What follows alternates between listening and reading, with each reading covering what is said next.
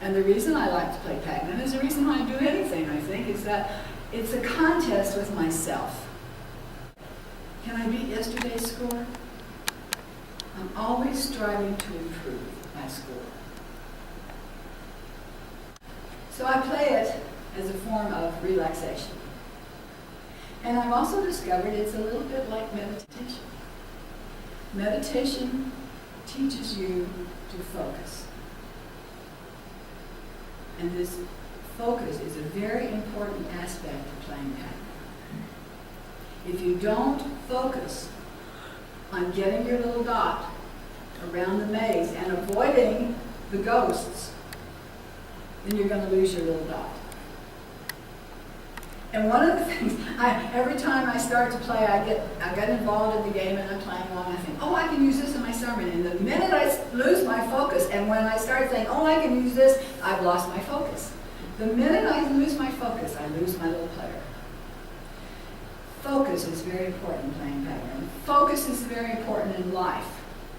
Have you noticed that things that keep your attention just get larger and larger in your mind?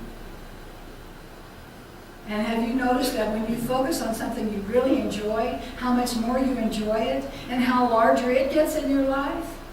This is one of the basic things we teach in Science of Mind. Focus. What you focus on is what your life is going to be like. This is the way it is in life. What we focus on, we're going to get more and more of. What we focus on. So if you're focused on how bad your finances are, guess what? They're not going to get any better. So what I'm saying is you need to focus on what it is that you want. What do you want in your life?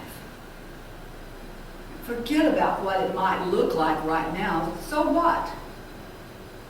Change the way you focus. Change what you focus on. And watch your life get better. I guarantee it will. You come back and tell me in a month. You change your focus today. Make a vow to yourself to change your focus. Change it to something that you want. And come back and tell me in a month that it didn't work. And I'll hang it up. Because I know from my own experience, what you focus on is what you get in your life.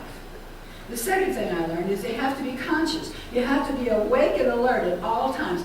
There are 4 little ghosts running around this screen. And if I don't know where all 4 of those ghosts are at every moment that I'm playing this game, I'm going to lose my player. Because those ghosts will gobble me up like that. So I know I have to be conscious, I have to be awake, I have to be alert. I can't be watching television and playing PacMan at the same time because my focus is not going to be, my consciousness is not going to be on both. I can't be aware of both at the same time. I used to do that, but I didn't do anything very well. I watch TV and I do my homework, and guess what? I didn't enjoy TV and my homework suffered. You need to be conscious at all times. Ernest Holmes tells us that through the conscious use of the principles, we can produce a definite result. A conscious connection must be made to benefit. That means you just can't sleepwalk through life. If you're sleepwalking through life, then life is happening to you, and you're going to get to the end of your life and think, oh, gee, I didn't get to do this, I didn't do that, blah, blah, blah, blah, blah. You know what? You've got to be conscious every moment of your life to have the kind of life you want to have. Not only that, but it's a moral responsibility. Once we become aware of this, it is a moral responsibility to live consciously, to know that there is more to life than this physical life. And then I learned that there's patterns. There are patterns to the way the ghosts move. And once I learned the patterns, then I would get a better score. But I also learned that there's 4 sets to each game. And the patterns are not the same in each game. So I have to learn the patterns for each of the sets. So in order to learn the patterns, I have to focus. I have to be conscious and aware of the patterns. I have to pay attention to how the ghosts are going, to get out of their way, to make sure that I'm ahead of them and get to where I want to go. Science and Mind says, all subjective decisions are conclusions built on an accepted premise, accepted ideas or thought patterns. The conscious mind may change these patterns and cause a different flow of energy. We can change the patterns of our life. You know, when we are in classes, we talk about aha moments, and the aha moments are we realize that there's a pattern to our behavior. And once we become aware of those patterns to our behavior, we can change them. We can change them with conscious thought. So if you have a pattern of behavior that you don't like, that is not serving you well, is not getting you the results in your life that you want, you can change them by being, first of all, being aware of them. Now that you know there's a pattern, you can change it. And to me, that's good news. To know that there's something that I have habitually done in my life to get me where I am now, and if I don't like it, if it's not serving me well, then I can change that pattern. What better news is there than something like that? Another thing I learned is that there are many levels in the PacMan game. And the higher up a level you go, the more difficult the game is, and the faster the ghosts come. What I do is, when I reach the goal of overcoming the score that I've had before, when one goal was I had 60,000 something points, I wanted to beat that. When I beat that score, then I go to a higher level. And what I've noticed is the higher the level, the faster the ghosts come. And the more alert I have to be, the more conscious I have to be of how fast they're coming. And I have to keep my focus honed in on getting away from them, staying away from them, and finding a different way to go so that they won't gobble me up. And what I know about the spiritual life is, as Ernest Holmes says, we can only go as far as our spiritual knowledge takes us. Principle is infinite, but we demonstrate its power only at the level of our concepts. And what that means is that we can only go as high in the spiritual life as our consciousness, our level of consciousness is. If, for example, to bring it to practical terms, if you have a mental equivalent of a dime, that's what you're going to see in your life. If you have a mental equivalent of the job that you want, if you know within your own self, your own mind, that you have the skills and the desire, the passion, the ability to do this particular job that you're wanting, then you're going to be able to do it. That's your mental equivalent, and you will see it come about. This is the level of consciousness where you are. And the higher you go into the knowledge of who you are, and who you are is the divine, and the divine is perfect.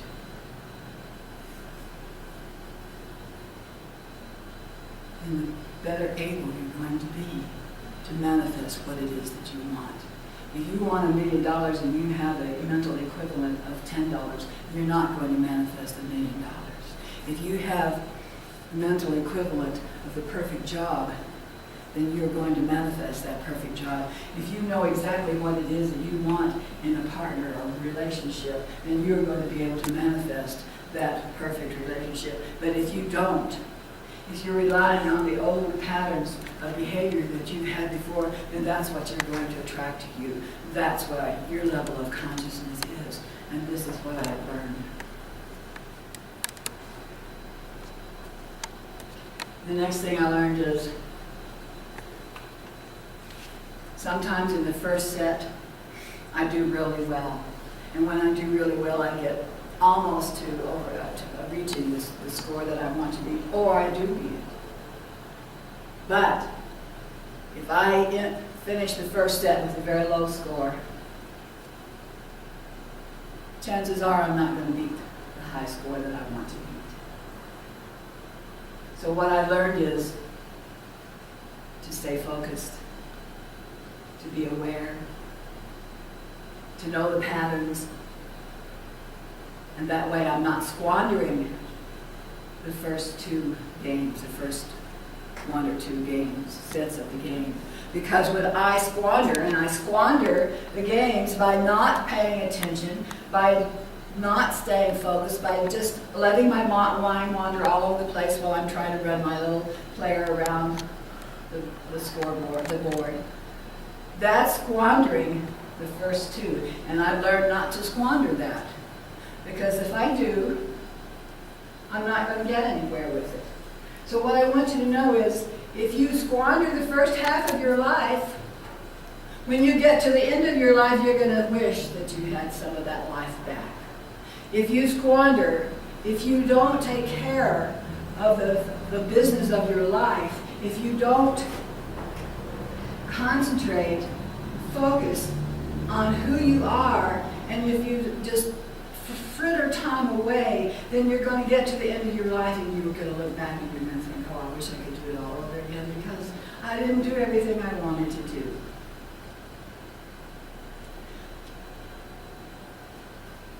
Don't squander your life. Don't squander the first part of your life. And if you are where you think you may be halfway through your life, don't squander any more time doing things you don't want to do. This is the one thing I have learned from PacMan and from my life, just living my life. I've learned that at this time of my life, I am not willing to do things I don't enjoy, because I'm squandering my life if I do that. So don't just give away your time. Be judicious of it. And know that when you are, then you'll reach what it is that you want in your life. And the last thing I learned is, at least up until today, don't give up. Don't give up. There's an abandon button on the game. And sometimes when I'm in the first set and my score is low, I'm tempted to hit that abandon button because I know when I'm at this place I'm not going to get to where I want to be. So I'm thinking, well, why not just abandon it and start over? But what I also know is I have 3 more attempts. And that in any one of those attempts, I might be able to achieve my goal. So I won't let myself hit that abandon button. I'm not a quitter. So I invite you to ignore the abandon button. If you feel like quitting, if there's ever something going on in your life and you think, oh, what's the use? I can't do this. What's the point in it? Don't give up. Don't give up. Because there's always an opportunity to turn it around. If we give up, we'll never know if we could have attained our dreams. Science of Mind says persistent, constructive thought is the greatest power, and truth is always the remedy. If you feel inclined to give up something in your life, something that you really wanted, a dream that you've had, or even your life, just remember, you can change the way it's going with persistent, constructive thought. And to remember that the truth is always the remedy. And what is the truth? The truth is that there is a law. It is the law of liberty. And that law will take us to where we want to go when we learn how to use that law constructively, when we learn how to use that law consciously. I know is that all of these focus, consciousness, being awake, don't squander my time. Look for the patterns in my behavior or in the behavior of people you interact with. And persevere. Don't ever give up on your dreams.